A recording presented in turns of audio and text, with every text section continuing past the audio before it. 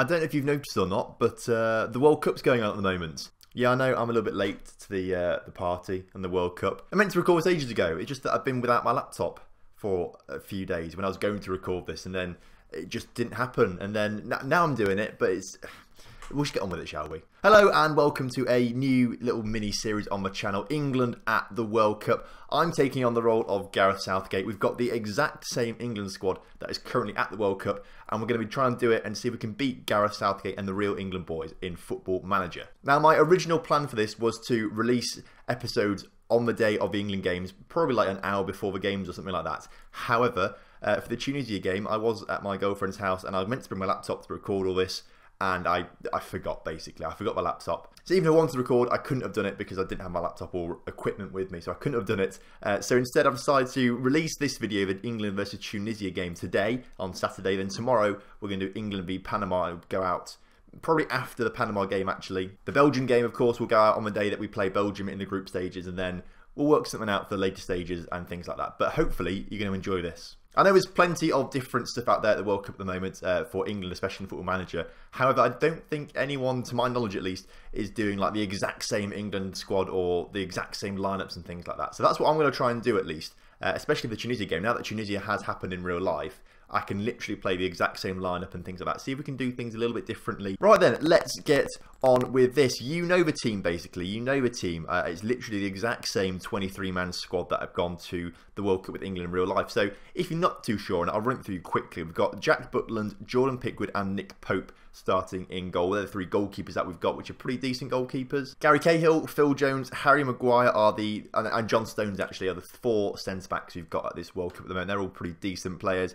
Walker and Trippier and Alexander-Arnold sort of players of full-back positions. They're pretty decent players. Ashley Young's also there as well, but he's a bit further. He's more of a left-hand sided player. And actually, I think Football Manager thinks he's a bit more attacking based, not really a left back or a wing back. He's more of a winger, so we may have a little bit of trouble fitting him into the squad later on. Eric Dyer is there as well. He's more of we can sort of play centre back, but I think he's more of a defensive midfielder or a midfielder than a centre back. And then we sort of got Danny Rose there as well, of course. How to forget Danny Rose at left back. Fabian Delph somehow made his way into the England squad in real life. Really don't understand this. Why he's there? I mean, if I was actually picking this team, I would not pick Fabian Delph, but you know, maybe he'll turn out to be a crucial player for us, I don't know. Henderson, Loftus-Cheek, Jesse Lingard, Raheem Sterling and Dele Alli all sort of make up the midfield components that we're going to be needing. Although, again, Jesse Lingard as an inclusion for me personally, I don't know if that's really strong, but we'll have to go with it. And then, of course, we have our strikers, Danny Welbeck, Marcus Rashford, Harry Kane and Jamie Vardy. Again, Danny Welbeck, why is he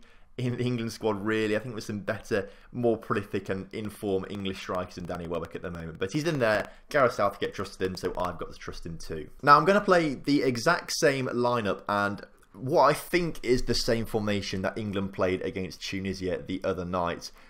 I think it's kind of this. I think perhaps in real life, Sterling was meant to be more of a striker alongside Kane, and maybe Young and Trippier were more midfielders rather than wing backs, but I think this is how it actually probably should work, or probably is meant to work. Football Manager isn't very keen on some of these positions, like Lingard as a central midfielder. I mean, I don't know why Lingard's in the squad anyway, let alone as a central midfielder. But that seems to be what Gareth Southgate did in real life, I think, alongside Dele Alli. Sterling was just ahead of them. Kane was obviously the main striker.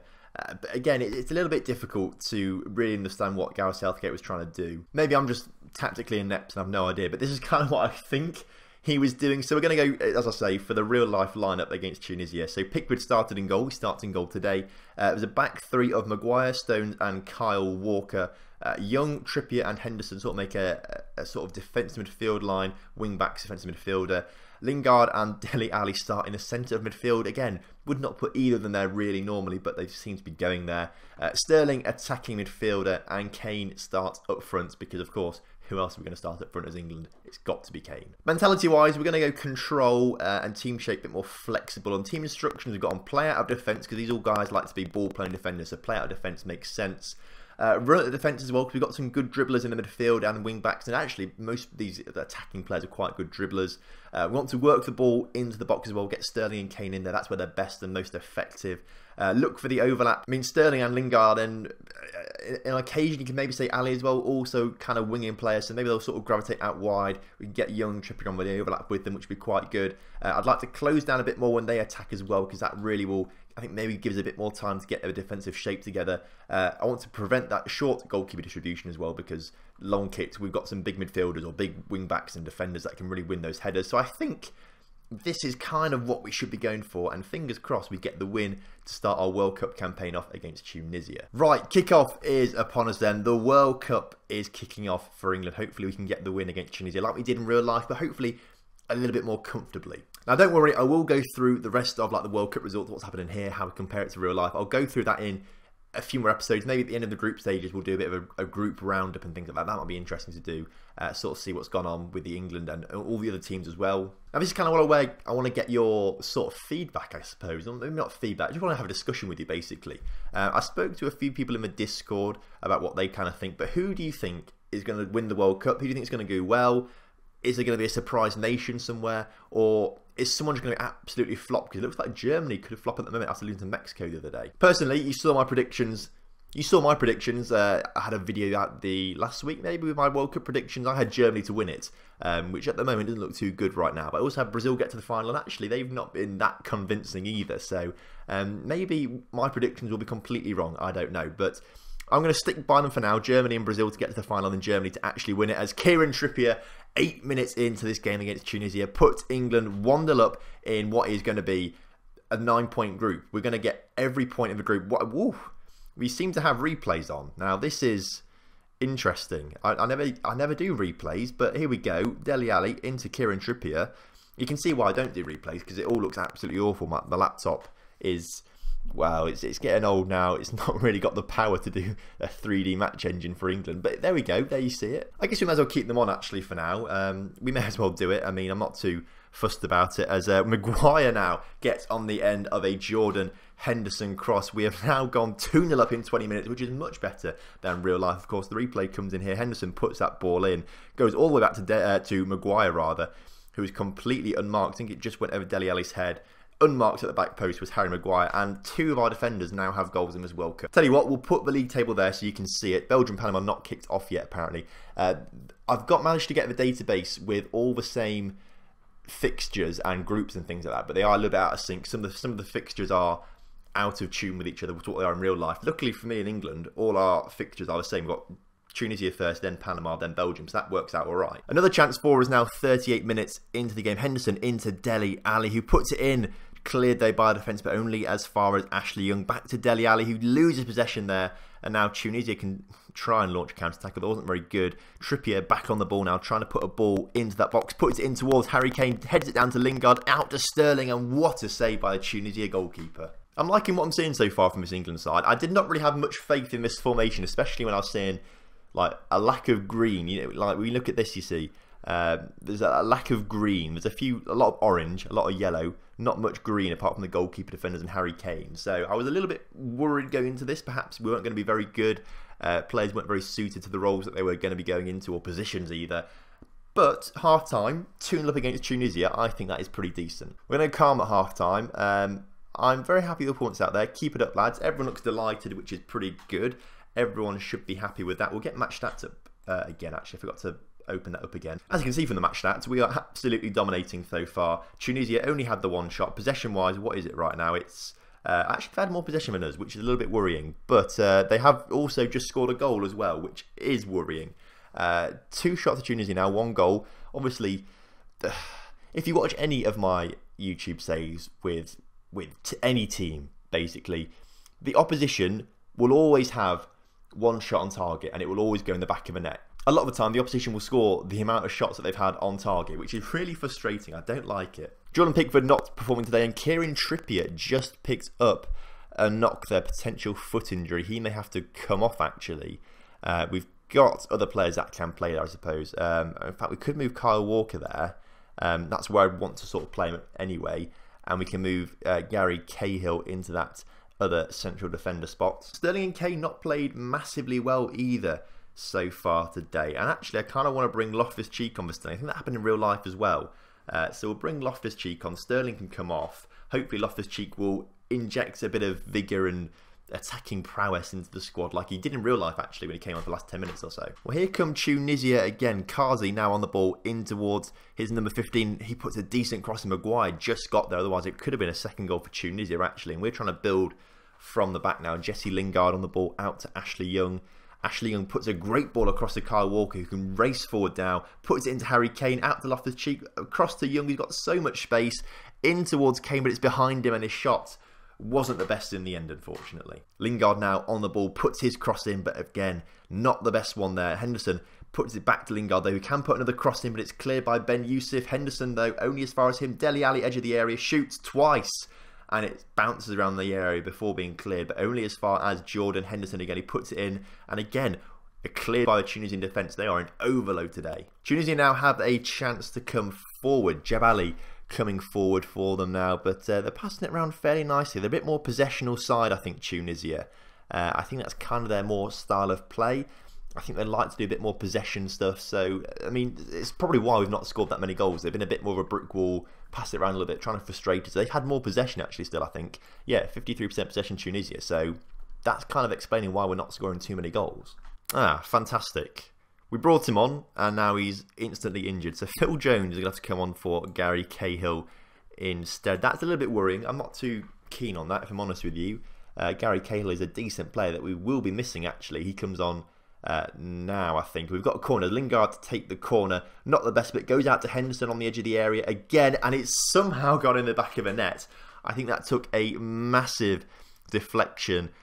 We'll have to watch out in the replay, of course, when it comes in. So Lingard put the corner in, headed clear to Henderson, who just unleashes a shot. I think it does take a massive deflection off a Tunisia defender there, and ends up going in the back of a net. 3-1 England. Tunisia, though, trying to answer back with a chance now. They pass it forward. Somehow their man got through literally our 5-man defence there, got the shot away. Pickford concedes the corner, otherwise it would have been back of a net, I think. The corner comes in. Tunisia looking dangerous as it still stays around that danger area despite being cleared. Back to Kazi, who gets tackled by Lingard, and it's a free kick for Tunisia now in the 81st minute. Here it comes, out swinging corner. It actually goes to the edge of the area instead, actually. That was a bit of a training manoeuvre. Luckily, we were switched on and can clear the danger. Well, Tunisia certainly have come back into this game in the second half. They had 6 shots in the second half. Might have been more than us, actually, than we had. I think we only had 7. So we've had 5, they had 6 shots this second half, which actually is a little bit worrying, I've got to say.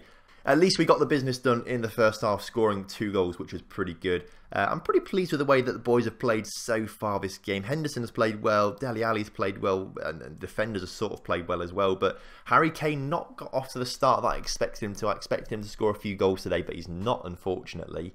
In the end, though, we have won 3-1, which is great. We've beaten the England record in real life, so obviously they won against Tunisia 2-1. We've done it 3-1. A good win, boys. Well done. Fantastic stuff.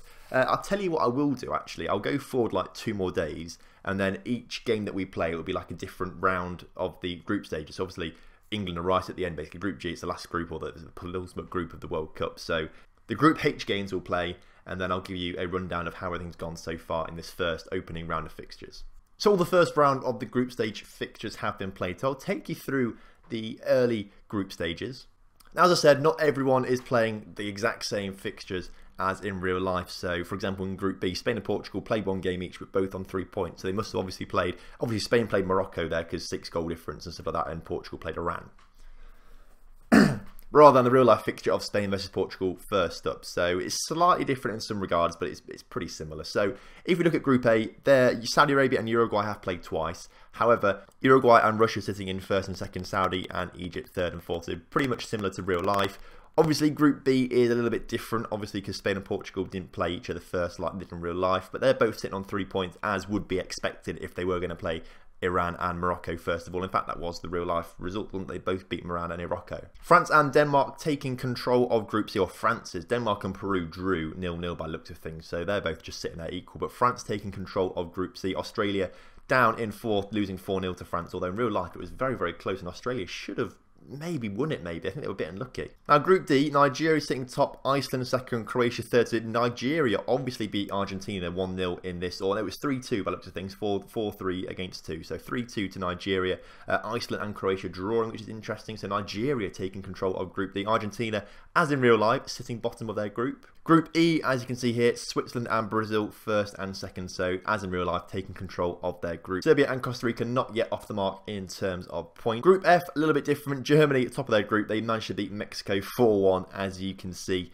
Obviously, Mexico beat Germany in real life, which is absolutely incredible. Germany in real life could be in real trouble if they don't get their act together, basically. And if we look into Group G, Belgium obviously beat Panama 5-1, as you can see here from this result. So they go top of it temporarily, but we stay in second with 3 points. So we're both in control of our groups, technically. And then if we look in Group H, Senegal and Poland coming out on top there. Colombia and Japan in third and fourth. Senegal were a team that I said were going to go through their group, and I think people doubted me a little bit, but from what we've seen in real life, they beat Poland. I reckon they can take on Japan, and Colombia didn't really have too many ideas against Japan, even though they were at 10 men.